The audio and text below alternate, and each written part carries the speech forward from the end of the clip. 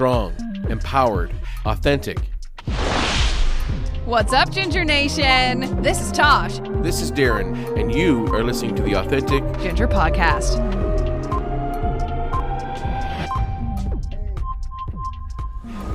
Hey, Ginger Nation, welcome.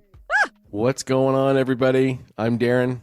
And I'm Tosh, and we, I guess, should tell you about ourselves because it's kind of like this came out of nowhere, and yet here we are. This has just been some kind of a ride we've been on here in the last couple of months. An idea that has sort of spawned off of this company that we call Authentic Ginger Clothing, based in Canada. And I might say, Tosh, I'm going to give you a backdrop of what this company is all about. We started this company, Authentic Ginger Clothing, back in 2018 with the mindset that we would have our kids draw fancy photos for us on paper and transfer those photos into prints for t-shirts. But the key was we would have to have them authentically drawn and authentically kept. If they drew something, then that would actually end up on the shirt. Didn't matter what it looked like. It would just go on the damn shirt. And we're like, okay, if we get that going, we're going to take these shirts to different, boutiques and whatever, and anything that the kids wanted to put these shirts in, we were going to put them in for them. And they're going to take half the proceeds and put them into, and send them into like an animal shelter or something like that, because they're really big in animals. So the draw was, draw us something in your mind of an animal. Draw us anything you want, animals. This is the first one. It was a dragon and a unicorn. Together, they looked really interesting. Took that and we did a sample test, test run on it. And I thought it was really cool. I thought it was like, okay, this is kind of neat. We're going to take this on. And before you knew it, we were sort of getting some interest from some friends, and they were asking about it. And then it came down to, what are you going to call your company? What are these kids going to be called? And we really wanted to keep the word authenticity in it because, as I said, the drawings were going to be authentic drawings we were going to put on t-shirts. So authentic was in the name already. We have 4 redheads at home. 3 are under the age of 11. And then, of course, I have my son who's well into his early 20s now. So we were going to look at calling the company 3 Gingers for the 3 girls, because they were the ones drawing my 20-year-old son's not drawing photos or images and putting them on t-shirts for us. He can do his own thing if he wants. So anyway, so 3 Gingers was kind of kicking around for a bit, and I shelved the idea for about a month and a half. And I wore the sample shirt that I made of this, our dinosaur, unicorn, whatever this thing was.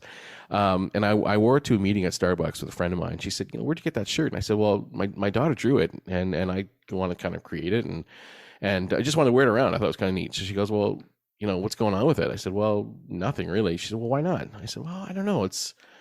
What do you mean, why not? Like, what the hell are you talking about? It's a shirt my kid drew, and you're drawing attention to it.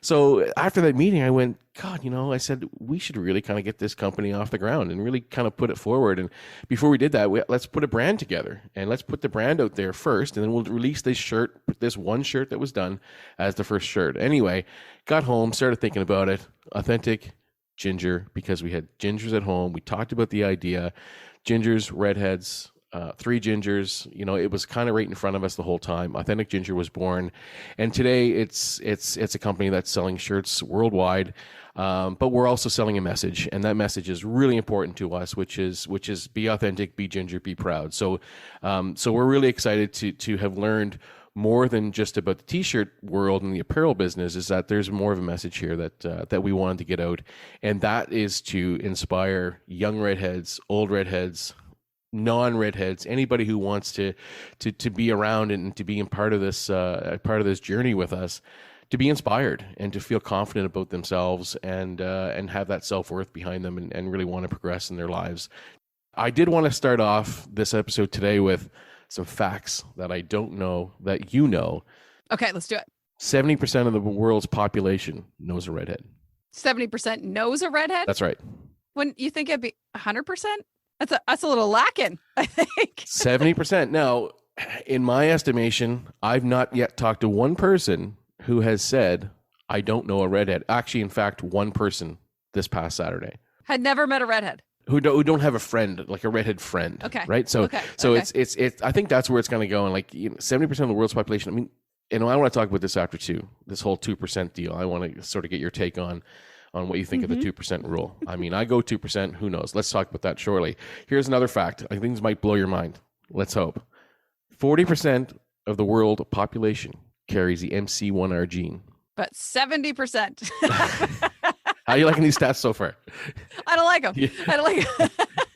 You're not all over it. Okay, let's bring in a fun one. Let's bring in something that I know you know, and I know you're going to have an opinion on. Here it goes. There is more princesses in the Disney franchise that have red hair than any other hair color of any other princess. Challenge anybody listening to go and look that up, and you will be surprised how. And it's the entire Disney franchise, not the stuff that we've grown up to, but if you look at the entire franchise of Disney and you know the princesses from the start right till now, there are the most are redheads. So you're telling me that Walt had a thing for the ginge? I think so. Yeah. That's exactly what happened. Yeah, and good for him, right? Can't say I blame him. You know, why not? Why not? Here's one for you. Red hair was originated in Central Asia. What are your thoughts on that? Because we all go Irish or Scottish. Which one are you? That's it. Or maybe you're both, like me. You know, when was the last time you went Asia? With red hair? Never. No, but you know what's interesting? Never. And I'll tell you what it is with it. The Asian population, the majority of the Asian population, if you really identified their hair color, if you really kind of look close, especially in the sun, there are tints of red. They've got the auburn, the dark auburn. Yeah, very dark, very, very dark. So in the research that I've done, I have found that it always points back to Asia as being one of the first places that is known to have red hair sort of come up. My dad and my brother, both redheads as well, but their hair both turned brown as they got older. It got, instead of getting lighter, it got darker. So my dad actually now has like brown hair. My brother's just like a super dark auburn, what's left of his hair. Sorry. Sorry, Jeremy. But yeah, no, they both went darker instead of lighter, which I have always thought that was really weird. Wow. Like unicorns. Well, this is, you've used that phrase often. I've seen that. And wow, I've never heard of anyone who had red hair and then it turned back. Like, I think my understanding was once you have red hair, you have red hair. I mean, that's the gene that you carry. You carry the MC1R gene, the recessive gene. Wow. That's crazy.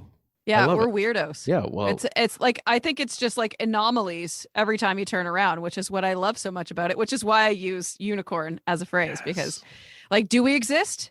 I suppose. Yeah. You've at least seen us, or at least 70% of people have seen us. Right. But I do have a unicorn t-shirt that I am going to send your way because it is for you. Nature's Unicorn. Okay. That's what that t-shirt's called.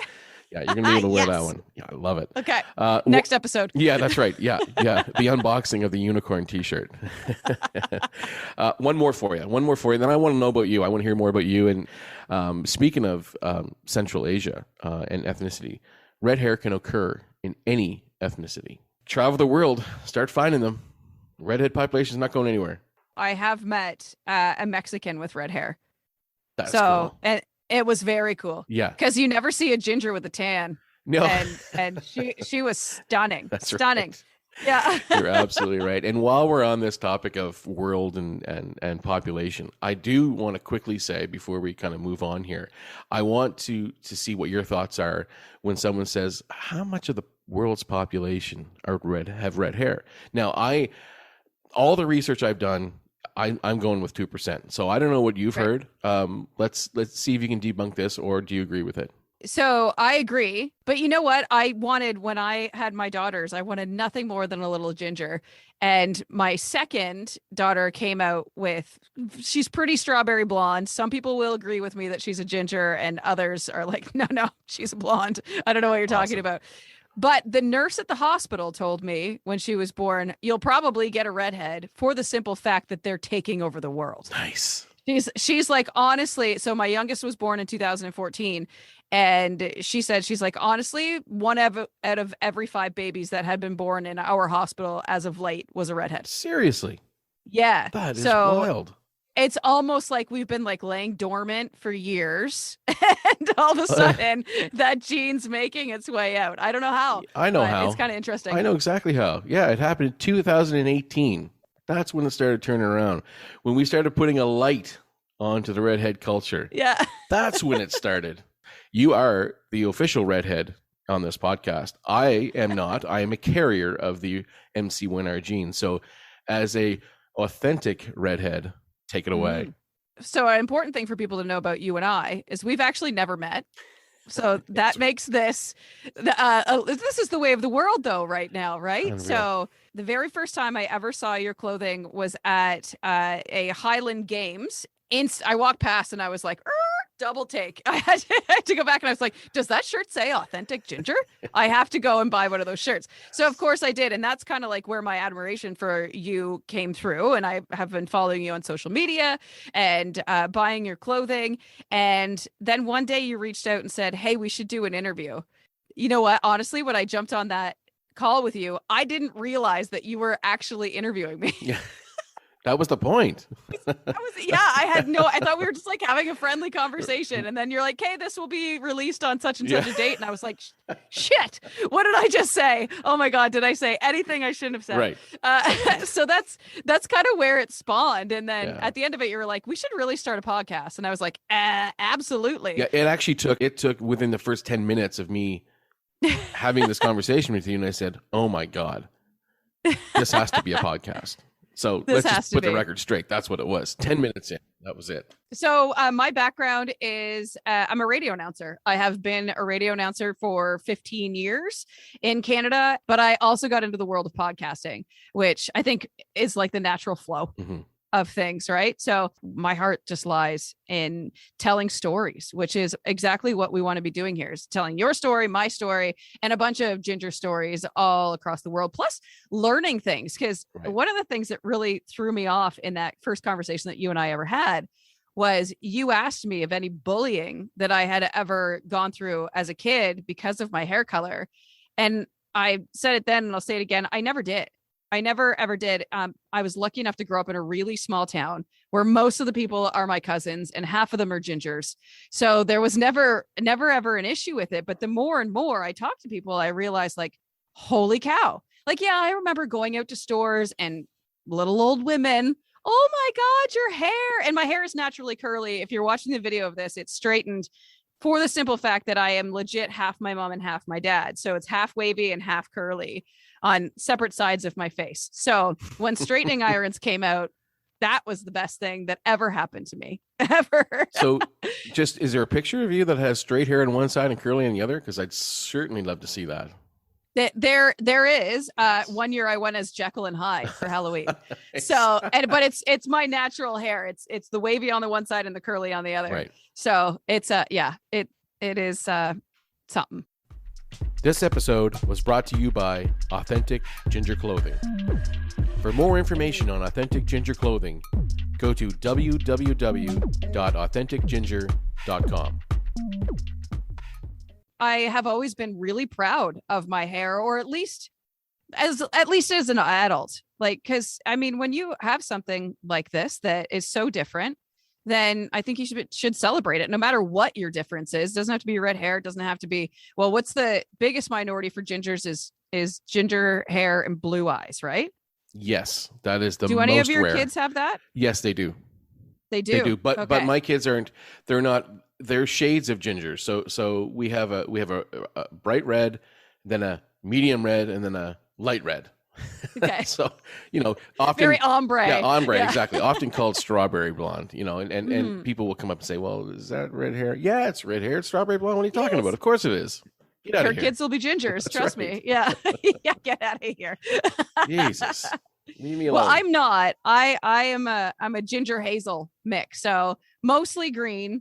But they do have the flecks of hazel through. And then my youngest, who I feel like is a ginger, she has the hazel eyes as well. Right. So and look, yeah. before you go any further, anyone who's listening and is going to go and look up Tosh and to see if she actually is an authentic redhead, you can look all you want. It's all there. There was a time. There was one time. One time. So don't get confused about this one time. Yeah. He's going to tell you about it. But there is one time. We all go through phases, right? And it was like the summer between my first year of college and my second year of college. So I went for radio broadcasting, and well, actually it was broadcast journalism. So I was doing half TV, half radio. Right. And over the summer, I pierced my face up and dyed my hair black. Emo moment. this is like early 2000s, right? That's the moment. And I show up back to school with like, I had a lip piercing and a nose ring and big, like I had my ears stretched out. And anyway, when I came like my first time to go back on TV, they were like, you can't go on TV looking like that. Like, we're not going to allow you to do that, which of course I fought and I won, but that's besides the point. All my piercings didn't last very long, but the black hair, it at least lasted long enough to have my college graduation pictures. Yeah. That's the one you're going to see. That's the lifelong proof. But for one time. Yeah. So Tosh, I mean, I don't know if I ever did ask you this, but maybe I did. But what spawned that hair color? So what spawned the one side to completely the opposite? So blonde, or red hair, right straight to jet black. I mean, was that what you said? It was a phase, but was something that promoted that phase or prompted that phase? That's a really good question. I was hanging out with a lot of witchy people back then. So I'm going to say, even though gingers are like the original witches, but I went that way. And that's my only reason. I honestly don't really remember. Yeah. I don't really remember, but I remember my mom, who was a hairdresser by trade, being super pissed. I bet. Super pissed. Hey, Mom, it's me. It's emo Tosh. And my hair is as black as the TV is when the TV's off. Go look it up. Please go look it up. It's a great picture. You can find me on all social media channels at tosh.wood.taylor. There it is. You'll see it there. It's something. Don't laugh too hard, please. I beg of you. That is amazing. I love it. And sure. And ever since that phase, there hasn't been another phase. It sounds to me like, the not that you weren't embracing yourself already and embracing your hair color, because you did prior to that. And again, it was just a stint. Oh, yeah. It was just a small stint in life, and you just kind of moved on and have had red hair ever since.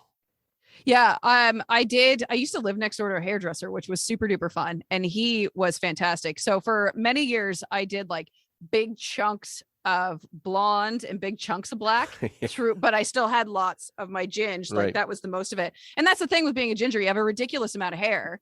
So it was like all just layered in. And I never in my life got as many compliments on my hair as I did when I had my hair like that. Why? Okay, so why do redheads have a shit ton of hair? I don't know. Well, it's weird because we just had this discussion with my daughter over the weekend. She does horseback riding lessons, and we had to get her helmet and whatnot, and she was fitted for this helmet.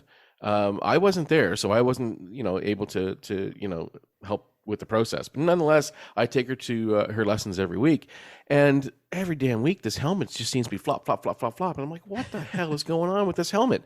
And I'm thinking to myself, I don't think it's your head. I think it's the friggin' hair on your head. Like, she's got like a mane that's like, it's like a horse's mane. It's just tons and tons and tons of hair. And I said to my wife, I said, why can we just thin it? Like, let's just thin her hair and so her damn helmet will fit. Now we're going to have to buy a new helmet. And I'm sitting there going, holy shit, what size helmet are we going to get? Like, is it going to be from a trash can? We just cut the bottom and just kind of put it on top. That'll fit. Put some padding on the inside. I think we'd be all set. You won't fall off a horse. If you do, you'll be fine. It'll be, trust me. And in the winter, you don't need to wear a toque because it's a built-in toque and scarf. Yeah. My God, she has so much hair. So that's interesting you say that, because now I'm going to be curious about that. I'm going to start looking at not looking. Don't get me wrong. It's not creepy or anything, but I will see other redheads, and I'm going to think to myself, "Geez, Tosh was right. There's a shit ton of hair on a redhead's head." Do you know what it is? I don't. We actually have less hair.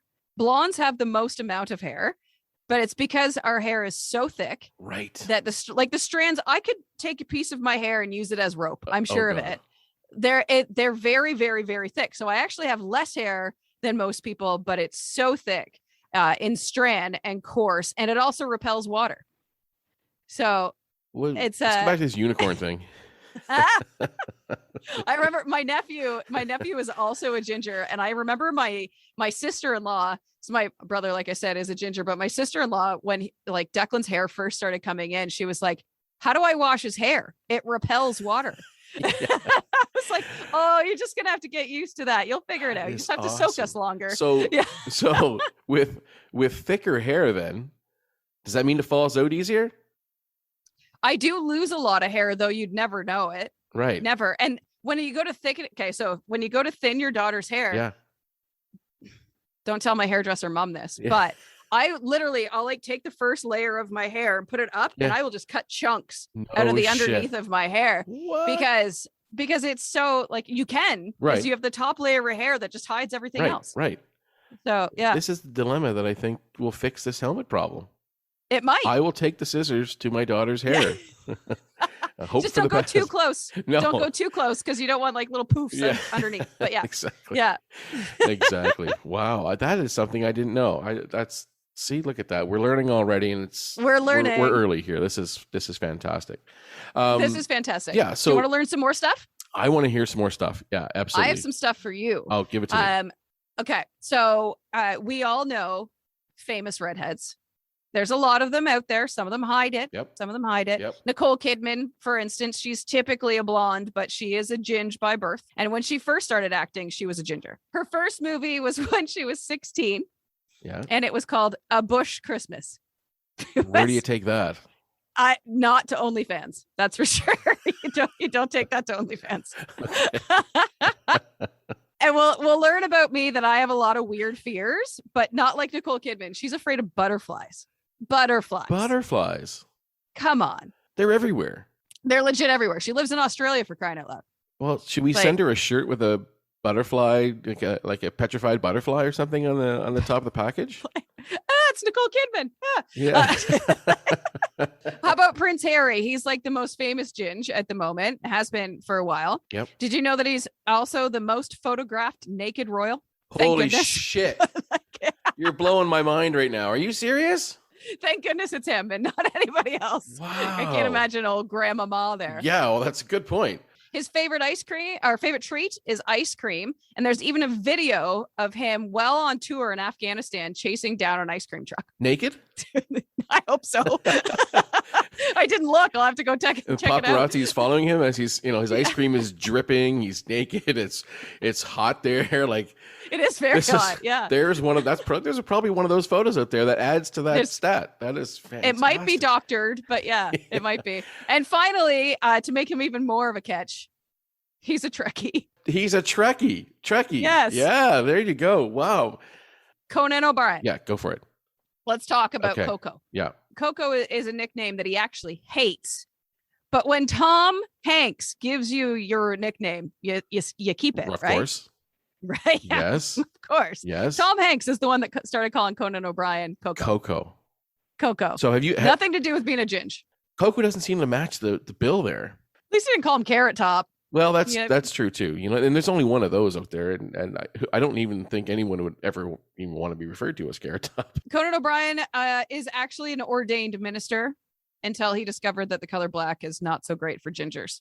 It doesn't go with their skin tone. Okay, and finally, he had some high expectations to live up to. Okay, yeah. His parents are crazy smart. So, his dad, Thomas Francis, because it doesn't get any more Irish than that, is an epidemiologist and a medical professor at Harvard. Conan's mom is a lawyer. They're pretty smart. They're pretty smart. But did you know that Conan O'Brien is actually extremely smart as well? I didn't know that. He actually graduated Harvard with the magna cum laude title. What the heck is that? It means you're brilliant, my friend. It means you're brilliant. How brilliant do you have to be to get that title? I think top notch, or your dad has to be a professor there. One of the two. Jeez, maybe his dad made a drug or something and just gave it to him. And he became smart in that field that he's in. Well, could you please give one to me? Yeah. Give me the bottle, let alone one. Yeah, Holy shit, man! And then he lands up on late night TV. And then he ends up on late night TV. Man. Wrote for The Simpsons for years. Right. He was a Simpsons writer, and then I think he started in late night because he was an SNL writer as well. Yep, so that's right. Yeah, he's got quite the history, and then funny as all get out. Absolutely. I mean, there wasn't. I don't remember what night. So when I was younger, growing up, and I think I remember because I don't know if I slept through it or not, but I do remember, watching a lot of those episodes with Conan in the early days, and I think for me, he was the it thing. He was the late night guy. I couldn't get enough of him. Even over Letterman, Leno, all those guys. Conan. I think it was because he was. Do we know how old he is? By the way, he's probably older than us, but there was that connection that I remember having, that, you know, kind of like, yeah, we're around the same age. We get it all, you know, we get your jokes. And so maybe that's what it was that was drawing me to him. But I've been a big fan for my entire life, Conan. I'm going to tell you to not lump him in with my age group because he's the same age as my mom. He's 58. Okay, if you can see my face now, it's not good. Well, so there you go, Tosh. Shows how much shit I know about Conan. Well, you know what? It's because he's a ginger. He looks a lot younger. Yeah, that's right. He's got that thick hair too. Perfect. Okay, so before we wrap up today's episode, let's let people know what they can expect in coming episodes of Authentic Ginger. Super excited because we're gonna, like we alluded to, we're gonna start interviewing people, which is super pumped. You have made connections with a lot of really cool ginger people, and I obviously have a quest to get all of these famous redheads. Like, if we could talk to Prince Harry, my life would be complete. We're hitting up culture. We really want to expose the culture. We want to expose the different rarities and uniqueness of being a redhead in the world. But we want to have fun while we're doing it. It's going to be fun, facts, you name it. And we have a guest coming up very, very soon, who I will not name right now. So you'll have to kind of keep listening to get a line in on who that may be. But a gentleman that I met last year that I'm super, super excited to have on. We're here to listen, and we're here to keep you laughing and to give you some knowledge on the culture of redheads. Absolutely. And please note that our show does not need to just be for redheads. If you're a parent of a ginger, if you happen to know a ginger, then we're definitely here for you. So we're really excited to keep this show going. So we launched this on a very special day for gingers too. If you didn't already know, today is World Redhead Day. We're also going to dive into a lot of the different festivals, Tosh. There is over 10 redhead festivals that I want to get to. I want to talk to the organizers, and I want to find out what makes them tick and how fun they are, because they look awesome. And so we're going to talk to a lot of those people, get their take on the culture. Stay with us. You're going to love this. This is going to be super fun.